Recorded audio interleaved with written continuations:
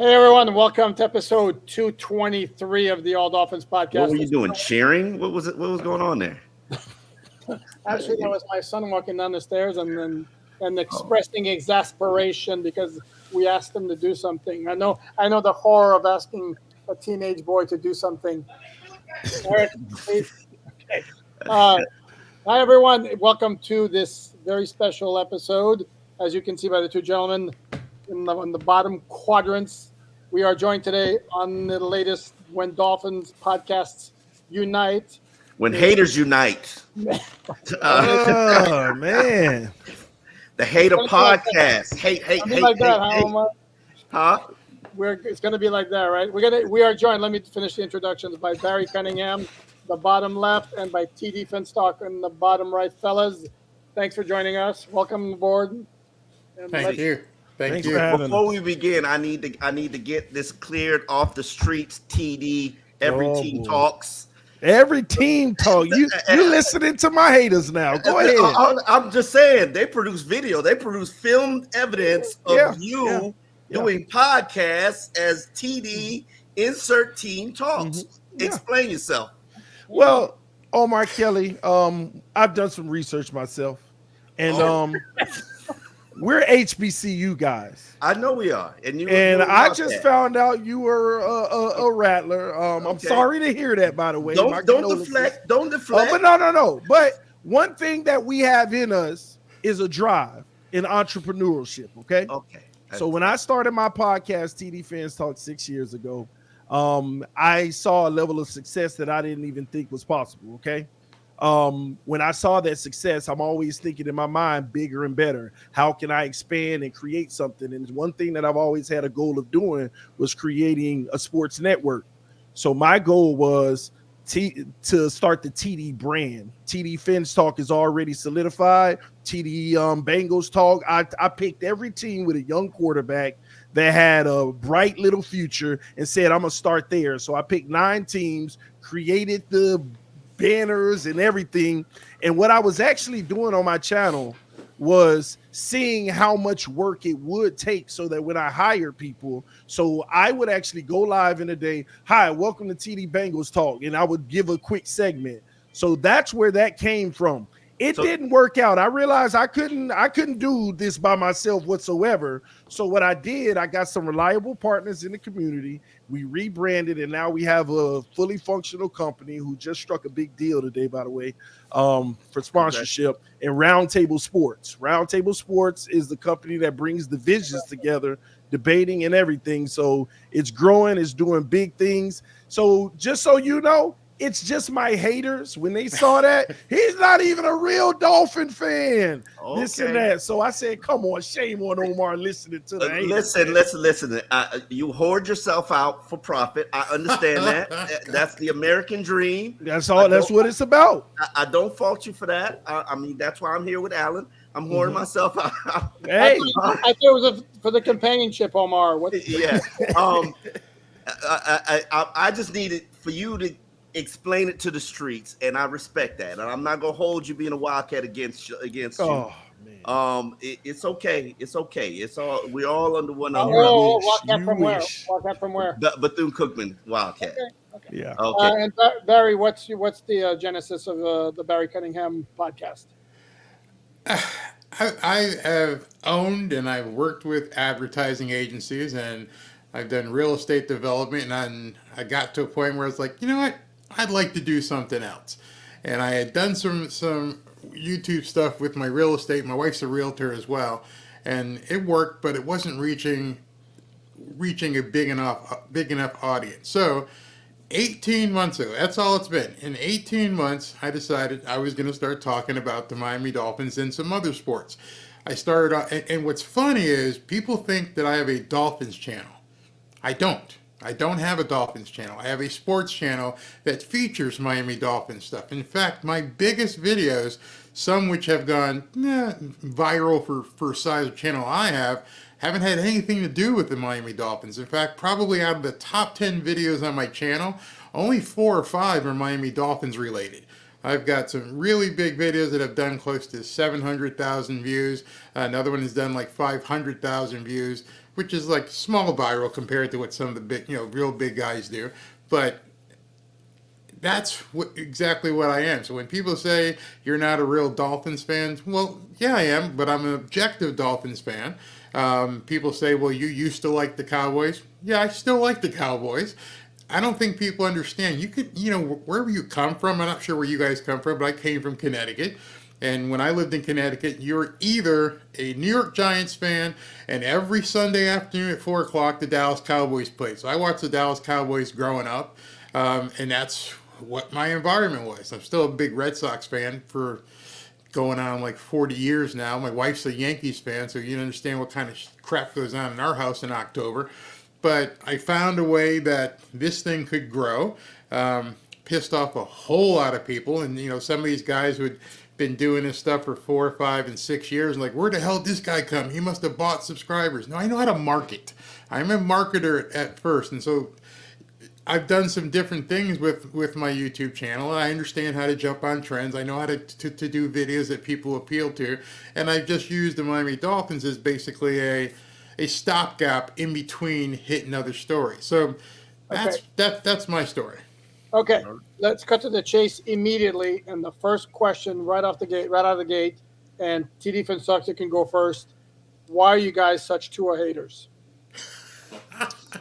Well, why is me and Barry such Tua haters? Well, don't put me and Barry in there. I'm trying to understand here because I've heard you were a hater, Alan. I heard Barry was a hater. I'm a hater, and we're all on one show with the 2-9 fan of the year. Okay. Oh, don't stop. I will never be accepted into the 2-9, so don't do that. Oh, Omar, you are low key the president and CEO of 2-9. They just have to keep you in check sometime. But we're gonna talk about it, Alan. But listen, I'm not a Tua hater. Okay.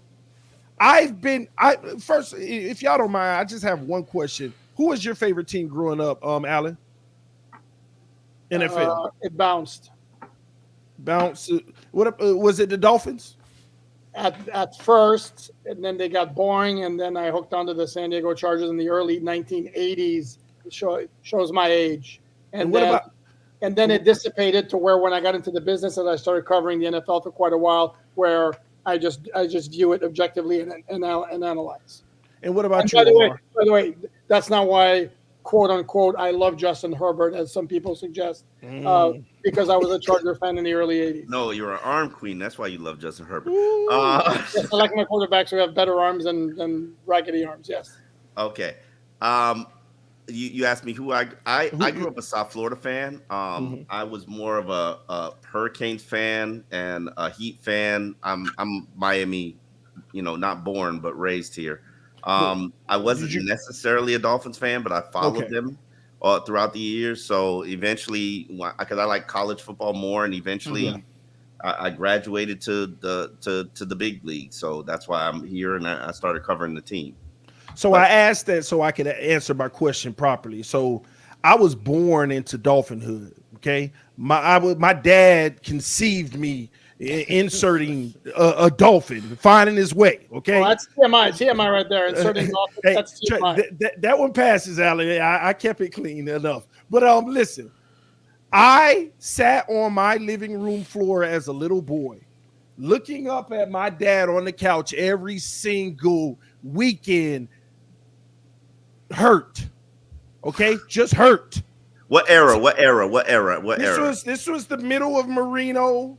No, not even the middle, the end. I'm 39 years old. I mean, they won at the end of Marino. The season just ended poorly. We're making the playoffs. But that's what I remember. I don't remember the every week. I remember when it mattered most, when everybody was geared up. Okay, when it mattered most, the disappointment on him. He don't have that same look anymore. It's gone. He just, they lost again. But for me, I became a fan early on and said, we're going to win a Super Bowl. I'm going to witness one in my life. And I've been through it all since the end of Marino, and I've witnessed it all. It was the core of my life, nothing but failure. So I've seen every quarterback, and I've been Tannehill. I've been Tannehill to the core. A guy that, you thought Tuanon was something. Now I was the Tannehill near, whatever you want to call it. I was Tannehill's biggest defender. He Really? couldn't do it because I was a delusional fan, like most are now. That's probably why I don't know you on these Twitter streets. I probably blocked you years ago.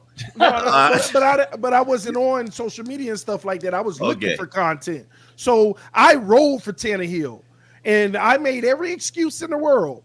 And when we got rid of Tannehill, I finally came to grips and I was honest with myself. And I said, it's best for both sides. He's not good enough. He's good enough not to be good enough, which is the worst quarterback you can have in the NFL, because he's good enough to where you think you can keep moving on and figure out the puzzle pieces, but he also ain't good enough to ever get you where you need to go. And I promise, since that day, I am going to hold every quarterback accountable until they ultimately prove they are a franchise quarterback. And I lied. We traded for Josh Rosen. We got our guy. We got our guy. And I lied again. I went right back into fandom, delusional fandom. But that was the last straw. So when Tua came in, I did my pre-draft work. I studied his film at Alabama. I said, it's too easy. Let me stop looking at all these games and let me go look at the 7 games he played against ranked teams to see if there were any flaws against better competition. And I saw the flaws. And I don't know why he showed them more versus Vanderbilt, who he played twice. I don't know why, but and what were these flaws that translated to what you're seeing now? What were these? Tua could not process the field. Okay. Tua also doesn't read or go through progressions. What you perceive as going through progressions are one elite trait that I know he has, which is his mechanics. Okay? Him off-looking safeties, coming back, making sure that he's playing it. All of that stuff is flawless with Tua. But most people mistake him looking at a safety, then coming back the other way as going through 2 reads. See, he looked at his first read, then he came back. Half the time, Tua throws the ball blind. He doesn't even look. Go look at the national championship throw. I say that all the time. Tua doesn't throw to receivers. He throws to spots. To a spot. Stop it, Poupard. Stop it. Here we go again Listen. So go look at the national championship. What made him this big icon? That last play. Go look at him, look off the safety, and basically heave the ball. He don't know if the guy going to be open or not, but he was 7 yards open, as the Alabama players always were. And now McDaniel. TD, yes, he knew it was going to be open because those guys were always open. They were always open. Yes, and he had a brick wall in front of him. You're right. Backs behind him. No, and he's a byproduct of the talent around him. Alan, you know what? I'm going to get on Omar now. I'm about to point out something you never point out on this show with him. This is what he does.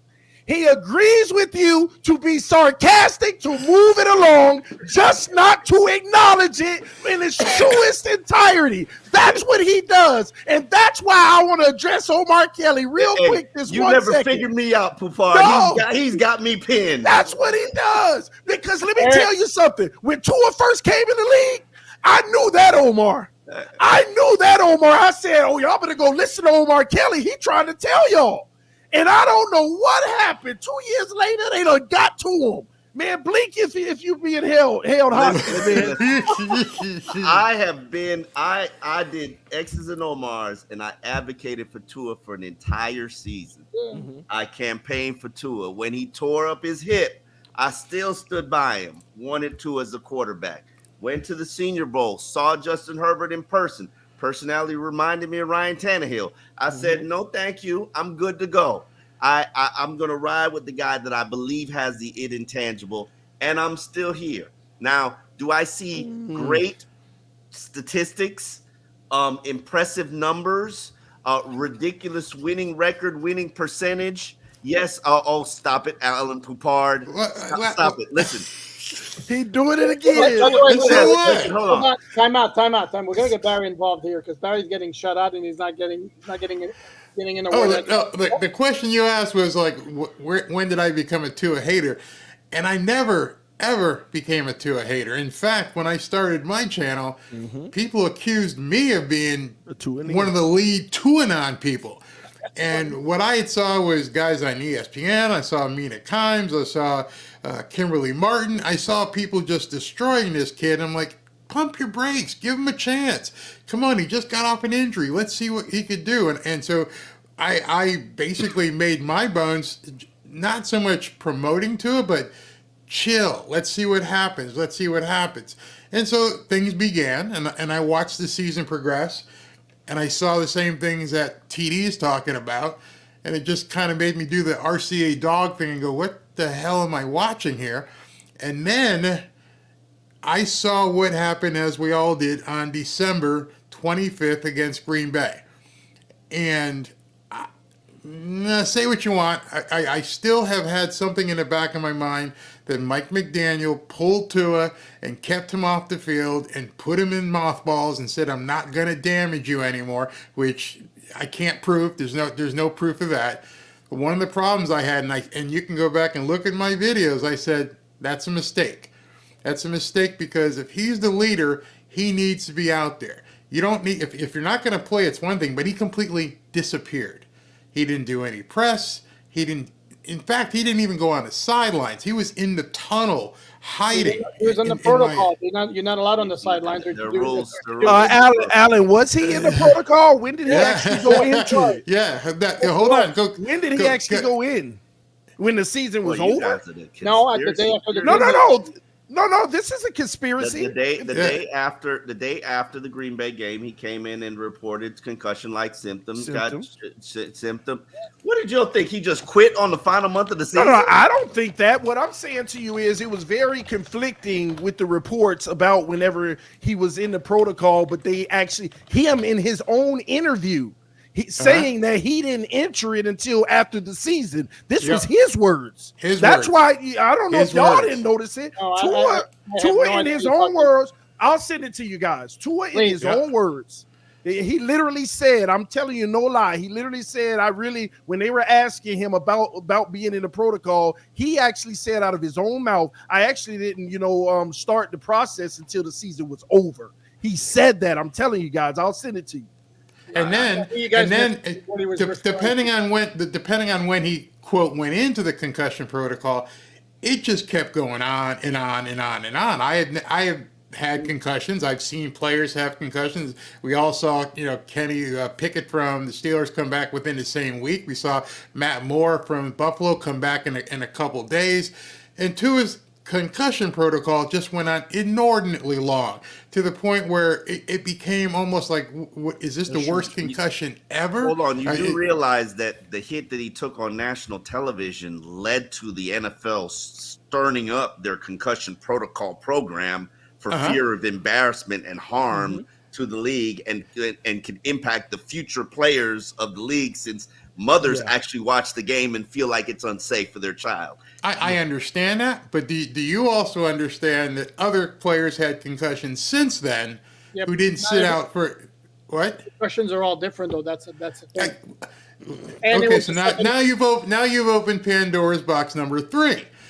Because they never really came out and said, is it a grade 1? Is it a grade 2? Is it a grade 3? Anyway, it just kept, in my mind, it became ambiguous. Then, okay, so, and I have the protocols right here in terms of you can do media opportunities even while you're on a concussion. No, you want me to bring it up? Want me to bring it up? No, we know we know we're both in the media. We know what the concussion protocol is. Okay, and when you're in the concussion protocol, you cannot do any media interviews. So when his parents did an interview and said he's out of the concussion protocol, what did that mean? I have no idea what interview. Okay, so because of course you know. That's what when I show people, and I do my research. Most people who do podcasts just do it and talk. I actually clipped the interview that his father and mother did and said Mike McDaniel has taken great care of Tua, and now that he's out of the concussion protocol, he's much better. They actually said that. I'm telling y'all, there is a lot of conflicting reports and literally out of their own mouth. I was going live like, Is he in it or is he not? I'm going live talking about Tua out of his own mouth saying this, and I'm playing the video of him saying it. Let's move Or maybe he forward was with still Tua. All right, right. so let me move forward. So that started. Then when the whole thing with Florio and Sims, where he showed up to do the interview and got pissed off with Dan Levitard, and then just blew off Chris Sims and Mike Florio, I said in a video that day, that's going to come back to haunt him. Because at that point, you're the leader. You wear the C on your jersey. You are the guy that needs to be out there. And you blew these guys off with 2 minutes. And so when I started, it wasn't one incident, Omar and Alan. It was a series of things that said something's not quite right. But and then I started talking about all the quarterbacks that were available to bring in a free agency, and people got all pissed off. I'm like, I'm not talking about trading Tua. I'm not talking about replacing Tua. I'm like, why won't you bring valid competition in to see if this is the guy? Why are you afraid to bring in a quarterback to actually compete with Tua? I've said that for Because they've 15 done- years, no matter who the yeah. quarterback But is. they've gone all in with Tua from But it's not just him. They take that mentality and approach with all their quarterbacks. Yeah. But so, Chris Greer came out on stage and on the podium and said one of the mistakes he made with Ryan Tannehill was not bringing in real competition. I don't remember Chris Greer ever saying Chris that. Greer said those. I'll send that to you as well. Yeah. I'll make a list for you to let's- think. let's- Looking up press conferences or something. And Yeah, by the way, very important point here. What you're referencing with Tua and Florio and Sims, that was at the Super Bowl where Tua was not there on behalf of the Dolphins. He was there on behalf of pitching products. Subway and whatever else. Yeah. So what at that point, he can do whatever the hell he wants. I don't think it has anything. It's a bad look on the Dolphins whatsoever. If he I didn't say I didn't say it was a bad look on the Dolphins. I said it was a bad look on him. Just burning. I mean, you guys are in the media. Hey, these guys Super Bowl, you're in there for an allotment of time. You're in there for an hour. You have commitments that are made, and then people. There's the word. There's the word that pissed me off. I'm a Christian. Let me just say it. A lot of people get pissed off. Tua made a commitment.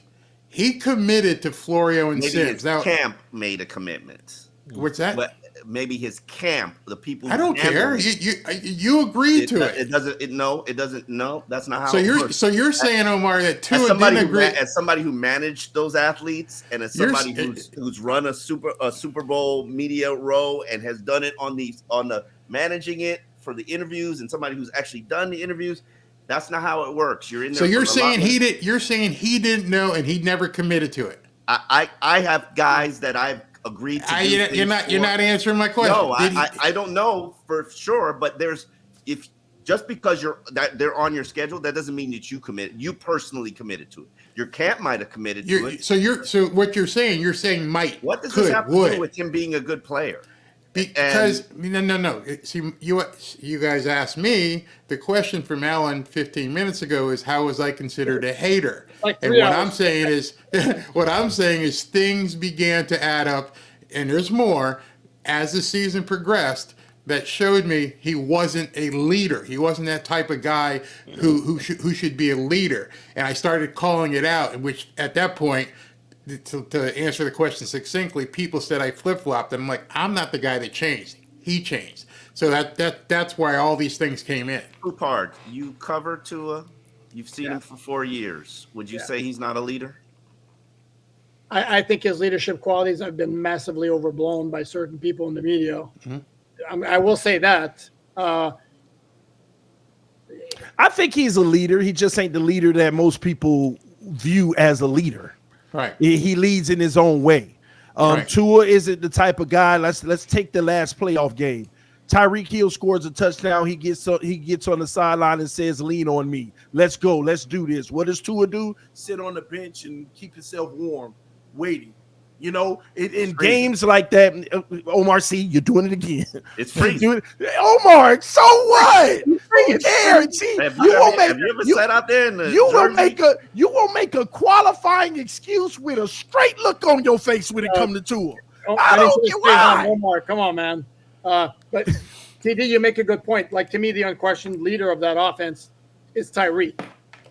In terms of the emotional leader of that offense. It's not, and well, it's semi-rare I mean, what are you gonna, What's new about that? Like, what's surprising about that? Does your leader? Was Ryan Tannehill a leader? Not that this is a great standard. Thank you, but I'm saying if you look at the upper echelon quarterbacks, generally speaking, they're the guys on offense. I mean, they're the men on offense.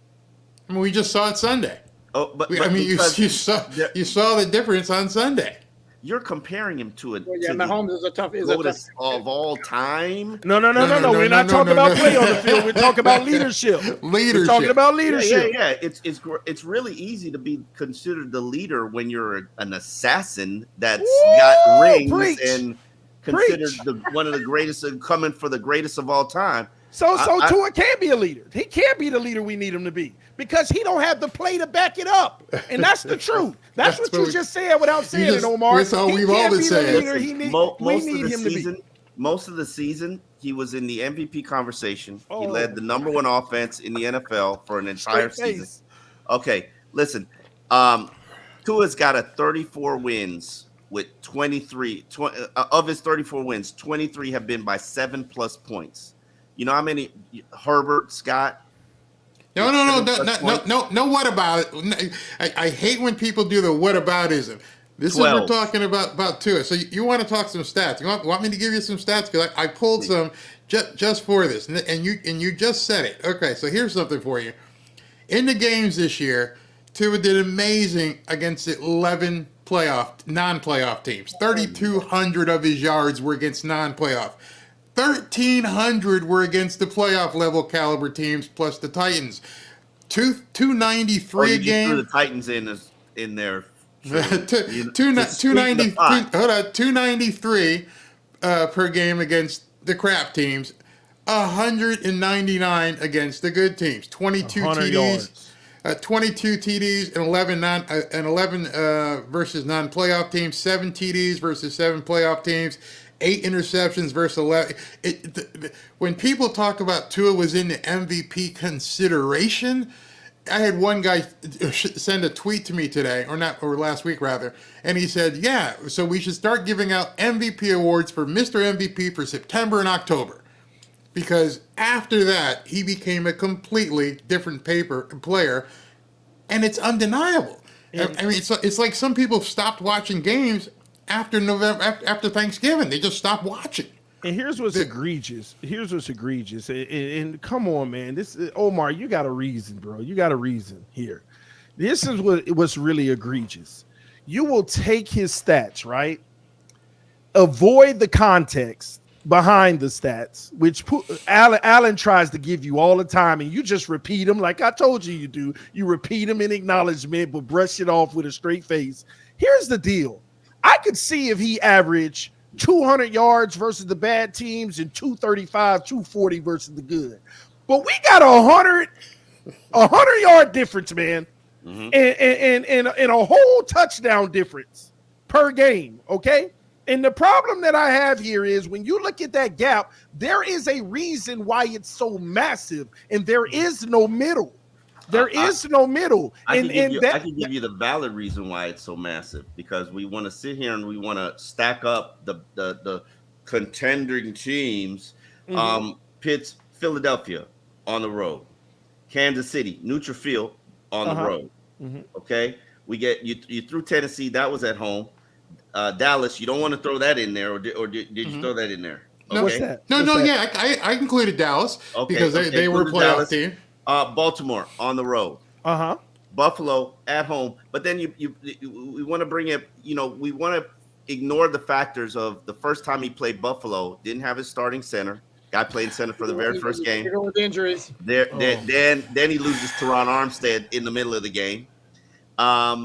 So that's not going to impact his performance at all, right? Or when he finished the season without Waddle. So let me answer that for you, Omar. You're right. There are factors that happen in the NFL that can impact the player's production.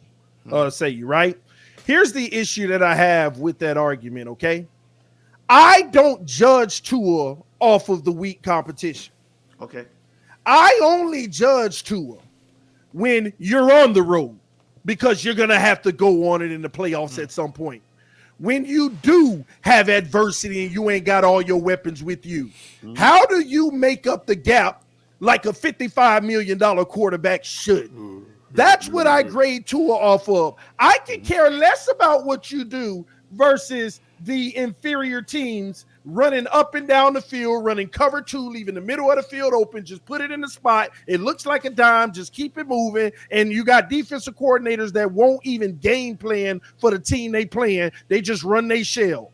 But when you run into scheme-specific teams, which that's all you get in the playoffs, by the way, is scheme specifics. Okay, during the regular season, a lot of teams run their base for about 80% of the season until they get in playoff mode in December. When December and the playoff come, what do they do well? What do we need to take away? Let's scheme a defense to figure that out. Does that on every single game. Every team does that in every game, man. I got film of the Giants, the Panthers, and all of them staying in a shell 90% of the game.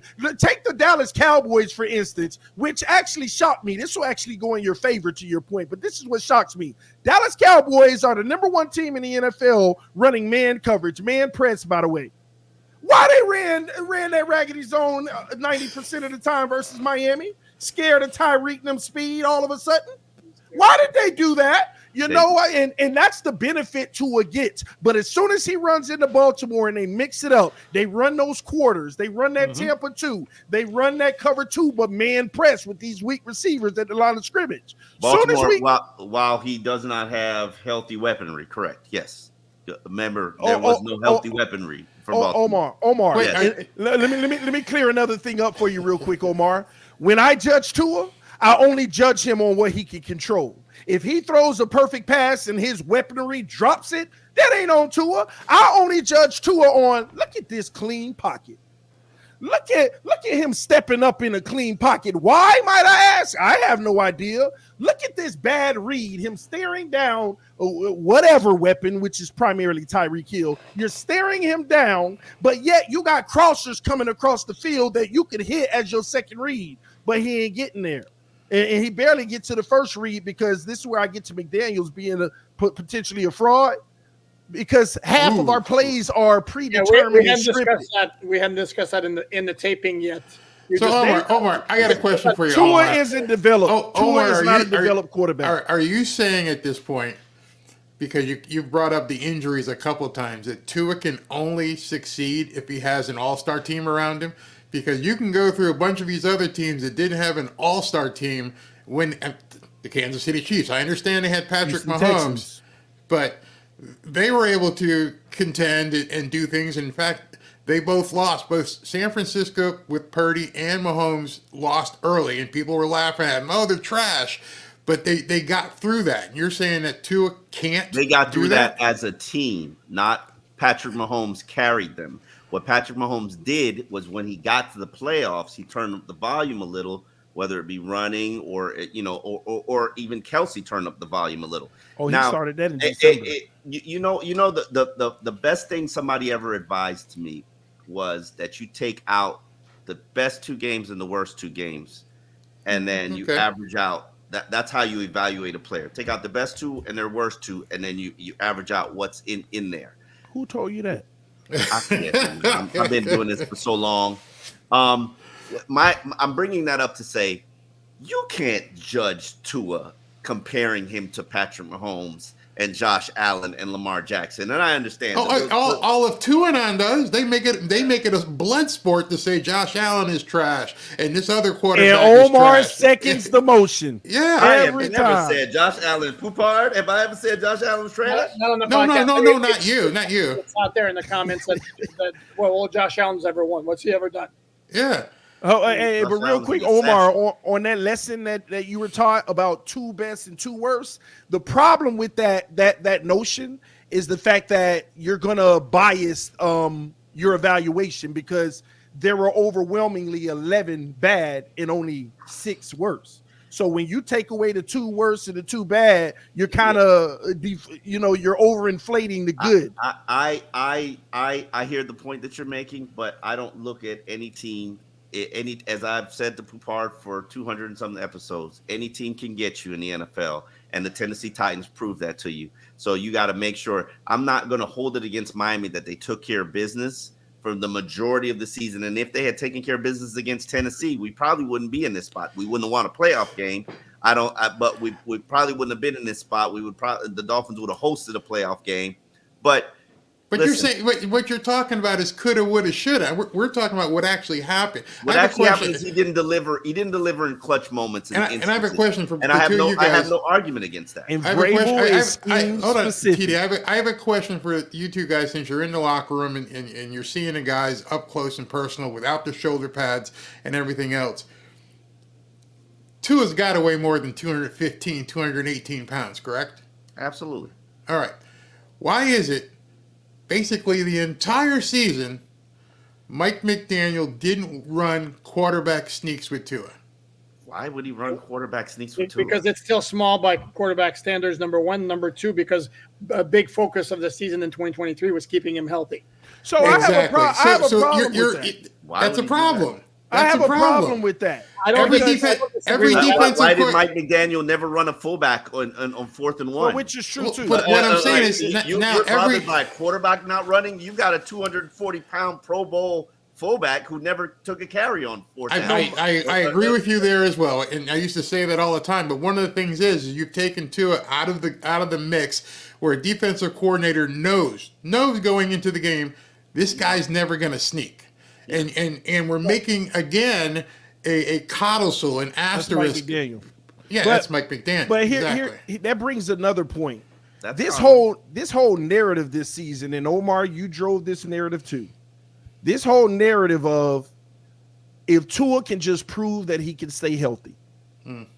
Why are we making this season about him proving he can stay healthy when he still ain't proved his abilities on the field and against good competition? We're trying to make a message as if he proves he can stay healthy, then he's the franchise guy. And on top of that, he didn't prove he could stay healthy this year. You don't prove you can stay healthy by adding a limitation to do it. Because we need our won't run. You're saying a limitation is because he won't run? Because on fourth and 1 or 3rd and 3 or whenever it matters most, when we need him to step in there and get that first down, and he doesn't because the pressure is coming and he's not going to take that hit. Now I've seen him do it one-offs, but he's not going to do it on the norm. For the sake of making sure he can stay healthy this year, that's a limitation. That's not proving anything. Now you're hiding a flaw. You're hiding it. Yeah, but here's the thing, though. How many quarterbacks outside of Jalen Hurts and Josh Allen are really counted on to pick up that 3rd and 1 or the 4th and 1? I'm sorry, Alan. A lot of them. Tannehill was the best at it. Tannehill was the best at standing in there just getting wet. I mean, I can go. You got Will Levis. You got Brock Purdy. I mean, you can just Baker Mayfield. I mean, literally go down. Getting it out. Oh, Baker Mayfield this year turned into that. He wasn't historically like that. This year, Baker Mayfield made plays like that. Okay, put his team on his back. We know where both of you guys stand on Tua. Okay, we do. I wasn't really clear, actually. Well, just to be clear, let me just. So what's the plan? You're running this organization. You're the GM. What's the plan moving forward? Let me go, TD. Let me go with this. No, I don't want to replace him. I never said I want to cut him or replace him. One, I want to bring in competition and see if he's the guy and how he responds. Number for a 2nd round pick on a quarterback. Yeah. And number 2, let him play his game. We saw what he did at Alabama. We saw what kind of quarterback he likes to get out there. Unfortunately, whatever crutches Mike McDaniel has put on him and said you can't do that has limited his game. Let the kid play his game. Let him be that quarterback that he came out of Alabama, and just whatever happens, happens. And I think that his game could increase substantially if they just let him play his game, unless he can't play it anymore. But hold on. What is his game? Is that? You can go back and look at his pre-draft grading. And I did this in a video, and I go, this guy who got all these grades in the draft isn't the same guy anymore. And if you ever pulled it up, it says highly mobile, can evade this, can do all the, and you look at the guy now, that's not the same quarterback. What Yeah, happened? He suffered a catastrophic hip injury. No, that's not it, because he was more mobile in 2020, Omar. He got thick. Omar, He you got keep very thick. I didn't say he didn't get thick. Yeah, he got thick for a reason. That's but why you keep correct. putting asterisk on it. Yeah, What'd you listen, say, Barry? you say, said you said we put an asterisk on it. Okay, listen. Okay, so Barry, you're in support of adding competition with free agency or draft? Either way, and letting him how much are you spending and letting him play his game. More importantly, letting him play his game that he became known for when he came into the league. Which Barry. was And let the chips. wide open wide receivers during their college. I'm talking about him personally. Well, he's throwing a wide open receivers with the Dolphins. I can't. You could pull up highlight film after highlight film, and there's nobody around TD. So it's basic. I mean, not TD. I'm sorry, TD. Tyreek. He's wide open. So, but when he's not, let him take off. Let him see what happens. I think like they put just too many restrictions on him. Let him be. He can't do it then. So I don't believe that there are restrictions on him as far as is the pocket collapses and you can't. Your first read is not open. That you have to stay in the pocket and look for. I don't believe there are restrictions like that. I don't think there are restrictions on him. I even think Mike McDaniel custom makes an offense for him. It's just do they want him? Do they want him on rollout plays? I mean, he ran the RPO in college, and that's to TD's point. RPA, you don't have a read the field. You have either or plays, right? And, which is an issue for us. And they don't even run the RPO. Brian Flores ran the RPO. They sparingly run the RPO and RPO concepts, but and I disagree with you on him being a one read quarterback. But TD, he's not a one read quarterback. He's a no read quarterback. But go ahead. What is your strategy for improving this quarterback situation here? It's simple. We actually have a ton of options. Okay. Okay. What are these tons of options? First and foremost, if you think this team is ready to win a Super Bowl now, you got to go get Kirk Cousins and trade Tua. That's number one. If you you want Tua gone? No. I'm giving you the option. Well, Kirk Cousins never won anything. I'm giving no. But he gives us a better chance to win because at the end of the day, I don't think fall short in the big moments and big opportunities, just like Tua does. And guess what? Look what he got around him in Miami. I'll take that any day of the week in the AFC. I'll take that. Look what he had around him in Minnesota. But he didn't have Mike McDaniel. He didn't have Mike McDaniel. And the reason why I say that, one of the biggest things that's missing in our offense where we could actually explode is what the other teams give you, throwing outside the numbers. And Tua struggles in that area mightily to where we do it 5% of the time, and that's only on posts, deep little 20-yard posts. So you're going to go get Kirk Cousins? No, that's one option. I'm giving you all these quick give options. Me some more options. That's an option. That's the option of if you think you can win now. This is all in Chris Greer's head. What's in his head? If you think this roster can win now, you go give him the best chance to go get Kirk Cousins. And you're paying Kirk Cousins $40 million a year, 3 years? You're trading Tua because you only got this window now anyway. Are you paying Kirk Cousins $40 million a year, 3 years fully guaranteed? Kirk Cousins ain't getting a 3 year anymore. He's down to 2 now. Kirk Cousins is the biggest NFL pick. Hey, guess what? Guess what, Omar? I'll do that for 3 years. You know why? Because I've moved on from Tua. I got somebody that I feel more comfortable with, and now I'm going to go ahead and sign my young core instead of kicking the can down the road. You can afford to sign your young core. I can afford to sign my young core if I get rid of Xavier Howard, Emmanuel Ogbah, Jerome Baker, all of the old regime got to go. I'm even Teron Armstead. All of those guys got to go. Every move that you just made, it doesn't even get you to spend money in free agency. And getting rid of Teron Armstead costs you money, doesn't save you money. This is where you wrong as far as the salary cap, okay? And I study the salary cap, okay? Just like the expert that you reach out to studies the salary cap. The Miami Dolphins could do this with ease. Now, will it be easier the year after that and the year after that? No, not if you're. They can do what better. With ease? They can clear $100 million. They could clear. No, I didn't say they can clear $100 million. Right now, they got to clear 75, and it doesn't look simple to me. Let me finish. Okay, go ahead. They could get to positive 35, 40. They could get there easily. The moves that I just said, going ahead and signing all of your young core, which you haven't signed, Javon Holland. You got Javon Holland. You have Robert Hunt, who you need to sign. Connor Williams, who you need to sign, what you need to realize is when you sign them, now you can manipulate their cap. But since they're unrestricted free agents, you're not counting them in the cap right now. But Correct. when you sign them, you can manipulate them.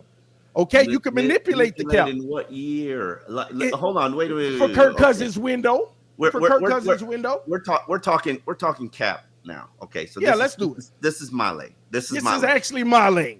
Okay. You reach out to somebody to make it your lane, but this is my lane. All right, let's go over here and talk about something else. Omar, before you begin on the cap stuff, I have one question for the two of you guys, the insiders. And I get a lot of people who ask me this, and I have a question about it. And this has to do with what do you do with Tua? How many you guys were back? You were there in preseason after Skylar Thompson did so well at Buffalo. How many reps with the first team did Skylar Thompson get in camp this year? Yeah.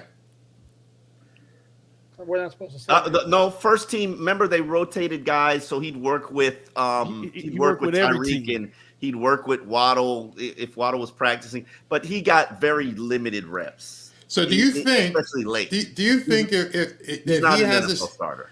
He's not Skylar, no. There's not a chance Skylar's so then that's the question. Too many people haven't seen him, so they think so then he's a wasted draft pick too then. So he there was a 7th round. I mean, come on. But Tua Purdy was a 7th round. Well, and Purdy was a fluke. I mean, Tua is an NFL starter. He just ain't good enough to help this team win a Super Bowl. That's my issue. Yeah. All right, so go ahead. You have your salary cap buffet honestly, here. The salary cap situation, it's going to be a lot more complicated than TD wants to acknowledge or understand. You cut Agba, you cut Crossan, you cut Xavier, which is money you can't even spend now. You cut Jerome. You cut who else did you say? Teron Armstead. Teron Armstead you can't cut. He's got guaranteed money. His contract is virtually guaranteed. And even if you did cut him, you would be costing yourself $4 million in cap space. $4 million versus what? I think it's 14 now, and it would become 18 million. So you're Omar, costing yourself money. This is what you're not understanding. When I bring Kirk Cousins into this building, I'm doing the exact same thing Aaron Rodgers did. Okay. Do you know that Aaron Rodgers have 3 voidable years in 2026, 2027, and 2028? Remember, we're talking about winning the Super Bowl now. This is what general managers do now. They go ahead and bring their star in, and they put that dead cap on the back end where they know it's not going to work. Just like Tampa Bay did with Baker Mayfield, only made $4 million this year because Tom Brady, he not even playing, and he was a $35 million cap hit. So that's all Chris Greer has to do in this situation with that price tag of Kirk Cousins. Now, lucky for them, they got a quarterback only making $4 million and it's still paying out. But that's all we have to do with Kirk Cousins. You bring him in and let me give him his fully guaranteed contract. But I'm going to make it 6 or 7 years and have voidable years on the back end because this is a window. We don't care about 27, 28, and 29. He's already showed you that with the all-in approach now. Because what we're thinking about doing with giving Tua money is kicking the can anyway. With all these players signed Tua, kicking the can, they already renegotiated Xavier Howard. I don't know why. He's under contract to 2028, which makes no sense. But it's easy, Omar. It's just that you have to come to grips that you're sacrificing 2027, 2028. That's it. That's what teams do now when you're in a win now mode. But that's only one option. That's if you feel this team can win now. You got to go after your Super Bowl. Option number 2, send the Bears a 2nd-round pick, bring Justin Fields over here, compete. Let me finish my thoughts. Let me finish my thoughts on it. I'm not saying Justin Fields is better than Tua. Justin Fields is not a good passer of the football. TD, are you related to Stephen A. Smith? No, not at all. No, I'm curious about the screaming when you get going. No, well, I was actually in the marching band as well in college, so my decimals are a little messed up. So I talk a little louder. Tenor drum. Okay, I get it. So on Justin Fields. You know how I discovered you, TD? On these streets, on these Twitter streets, these podcast, Instagram streets, everybody kept talking about Justin Fields. I'm like, where is this Justin Fields foolishness coming from? Why is foolishness? Because Justin Fields can't even hold to his clipboard. Can I? come Can I? on. Then hold on. Well, let me Come explain. on. Let me explain what I'm saying. My thought process here. Then Okay, please do. I've just acknowledged that Justin Fields is not a better passer than Tua. Okay. I just acknowledged that. But hold on, and let me ask Alan so I can get an unbiased take. Oh, you leave me out of this. I'm not. No. You Who's wanted gotten it, credit? brother. You wanted it. Oh, who's gotten credit for Tua's revival? Who's got No, Mike it's Mike Mike McDaniel. So let's put him to the test. And this isn't to start over Tua, because you can still sit on Justin Fields. You can bring him in. You don't have to make any commitments based off of the contract. You can sit on him. This is just real competition. So Mike McDaniel, how great of a coach are you? If Mike McDaniel can make Justin Fields a better passer, and you marry that with his ability to extend plays and make plays with his legs, he is a better quarterback than Tua on that day. I'm not saying that he is right now. Why are we doing this? Well, Dallas got him, but that's all I'm saying, though. These are options. At least you're not putting yourself all or nothing. That's why I talk about Justin Fields. You want to try to bring in competition and work on a project. If Skylar ain't a starter, then stop with that project. But Justin Fields, he has a skill set and a dynamic ability that could be utilized in the NFL. If Mike McDaniel is who we all make him out to be, then let's put it to the test. So you mean to tell me if Mike McDaniel can make Justin Fields an above average passer, he ain't a more dynamic player than Tua then? Listen, I am 1,000% on board with you in regards to getting competition for the quarterback. I have always said that. It doesn't matter who the quarterback is. Last year, Poupard, didn't I advocate for them to draft the Tennessee Hendon? Like, I am perfectly fine with that. I just don't think Justin Fields is the answer. I certainly don't think you don't understand how the mechanism of the NFL works, and especially with a guy like Justin Fields, his camp will not allow him to be traded to a team that is not going to play him immediately. And guess what, Omar? All I'm asking our general manager to do is make an attempt. Failed. Let's move on. That's all I'm saying here. Okay. I want my team to win. Fields doesn't have the juice to dictate where he's going to get traded. Oh, yeah, absolutely. I think he does. He still does. He still has cachet. It's not like he – I disagree with you. It's not like he's Josh Rosen. Trust me. It's not like that. It doesn't matter. He's under contract for the next 2 years. It's not like what's he going to do? He's going to sit out?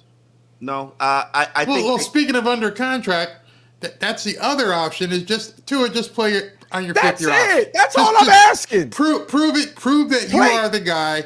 Bring us to the playoffs and then get a big bag. But people keep complaining. Well, we got to do something with Tua because we need to restructure so we can get money here and money there and borrow off this credit card to pay that credit. So you're basically going to hamstring the team because Chris Grier didn't fiscally manage the team correctly. Instead of saying, here's a player, we basically have him for 3 years, right? You could tag him and plus his fifth year option. So I don't even understand. Four. It depends on how much guaranteed money. If he gets 3 years worth of guarantee, we're on the hook for 4 because that fifth year option picked up. So, but what I'm saying is you don't have to go spend $50 million because you have him right now. Make him prove. I wouldn't even negotiate with him because, like we all can agree, ain't nobody beating down the Dolphins' door to outbid him. It ain't like he's gonna have another option to say, listen, well, this team wants me, so go ahead and trade me. It ain't gonna happen. So why not force his hand, sit your ass, play the season. This is what we're gonna pay you. We don't have to negotiate with you right now. Because why are they in such a rush? Because he needs the money. He needs the money for his mistakes. Well, because also they have this going on. Yep. They love Tua. Yep. Well, Tua is proof that they weren't wrong. Okay. Versus the other guy. Well, hold on, guys. We've been going for a while here. Let's move on to our. It feels like the second is going to be our last topic. TD Fins, this is for you. You wanted to discuss it. Chris Grier. Chris Grier. Let's do the what's the Bar Rush Wrestling character? No, Coffee Talk. Chris Grier, discuss. Chris Grier has failed us over and over and over again, and he's a magician where he puts this shiny thing in front of you to make you forget about it. Okay? Yeah. He's done it up and down the roster over and over. But that's not Chris Grier, but that is the organization. Yeah. I hear what you're he's saying. responsible. Just for the record, that's not Chris okay. Greer. The organization, okay, maybe that's more politically correct. You're not wrong on this. Has continued to hide their flaws with flashy things to make us feel like, oh, we are headed in the right direction. We're doing great things. Mm-hmm. It's selling hope. And I'm tired of it, and I'm done with it, because at the end, this is why I am the way I am. I was the most happy-go-lucky person in this world about the Dolphins. We could do no wrong. Y'all don't know, man. Noah Igbenogany's going to be a beast. Everybody who came on this roster got praised by me, and I'm done with it. I'm done with the delusion, and this organization continues to do it. A few examples, and I'll digress. The cornerback position. Why are you did it with Laramie Tunsil? You were smart. The rare smartness. You don't carry a player through your rebuild while they're in their prime. You're just paying them for free. Okay? Get assets, keep building the team. Why didn't you do that with Xavier Howard? You showed that you didn't want to all the way up until the last minute. Chris Greer, bail us out. I got y'all. Noah Igbenogany, baby. Whether it was him and Flores or whoever, Noah Igbenogany. Yeah, I'm going to bail us out. Next year, I'll be able to move on from X. Why is X still here? Well, Noah ain't. But we got Byron, so we getting closer. Byron ain't working out. Well, we got Cam Smith. Don't worry. And then Blockbuster, when everybody starts crying about the corners never being on the field, Jalen Ramsey, Greer, the organization, they're the best. They're the best. You do the same thing at the tight end position. We don't want to franchise tag Mike Gesicki. We don't want to franchise tag him. So what do? They go get Hunter Long. Oh, boy, we got to franchise tag Mike Gesicki. Even though we're not even going to utilize him in the system. We got to franchise tag him. Oh, Hunter Long doesn't work out. Hold on. First of all, by the way, TD, you got to lay off the coffee, my man. I think I got to lay off for this team, Alan. Okay. Hold on. I have made this argument to Omar before, and he may or may not agree with me. Remember, they franchise tagged Mike Gesicki before they got Tyreek Hill. So maybe that whole offense looks different without Tyreek Hill. Once they got Tyreek Hill, Gesicki had already signed his franchise tag. They were stuck with him, and it was like McDaniel. I agree, but let me tell you this: they weren't going to use Gesicki the right way anyway. And on top of that, Alan, there is no right. You just brought up the whole new shiny toy to hide again, because shame on the Dolphins. They were willing. Let me say this, Alan. They were willing. I want you to really think about this. How in the heck are you willing to talk about you want to revitalize Tua? Mike McDaniel's first year, they were willing to go to war with Waddle and Cedric Wilson as the 1 and 2. They were willing to go to war. And then when Tyreek miraculously, when people were, what are you doing? Go get a receiver. Tyreek, yeah. Once again, the magic trick. They were content with going to war with Waddle and Cedric Wilson Jr. And sorry, ladies and gentlemen, if that would have happened, Tua wouldn't be on this team today. There's a good chance he may not be on this team today. Well, so, Barry, you're talking about this, and you got 4 guys here who basically spend a lot of time about the Miami Dolphins. And one of the questions I've been asking myself lately is, how much do the Miami Dolphins care about the Miami Dolphins? And what I mean by that is, forget that Greer's been here for so long and there's been certain things that have happened and certain things haven't happened. This is still one of the most profitable teams in the NFL, win, lose, or draw. Are we at a point where Stephen Ross is making business decisions and saying, let's just keep fans in the seats, let's just keep selling stuff, we're doing very well from a business perspective, we're arguably in the top 5 most profitable NFL franchises? They don't. Well, I mean, because the other stuff doesn't make sense. I don't think he is. See, mine is a little more sinister. Mine is a little more conspiracy theory. Mine is more so you have to defend what you stuck up for. You went on that podium and say you had to make a decision between one person and another, and you choose one, and that's what side that is, and you got to ride. You got to ride till the wheels fall off. Flores over Tua? I mean, Tua No, over Flores? no. Ross came out in his presser saying that, there was an issue between Flores and Greer not seeing eye to eye, and basically he had to make a decision. These are his words on the podium. They didn't like Flores. Flores was. I know they didn't like him, but at Flores the same was not token, collaborative. He wasn't coming back because Flores said this guy ain't it, and I want my guy. I want a guy that I pick. I want Jordan Love. How long does Mike McDaniel have the reins for if they don't win something this year? Depends on if it goes south, and if it goes really south, then I think all bets are off. Ooh. Is McDaniel tied to Tua? No, I don't think so. I think he's fine. I think he's fine regardless, because the only reason we wouldn't win is because of Tua. Tua is not the reason you're not going to win. Tua is not the reason you are going to win, in my opinion. Oh, he's going to be the reason, Omar, that we fail if we fail. And if we succeed, he's going to be the reason, Omar. If we succeed, it's only possible if Tua can do the things that he can't do today. That's the only way we succeed. Unfortunately, Omar, if it's not Tua, who is it, Omar? It's a team effort, because Kansas City won the championship as a team. They got to the playoffs as a team. They advanced to the Super Bowl as a team, and they won it as a team. I think defense contributed at the end of the game.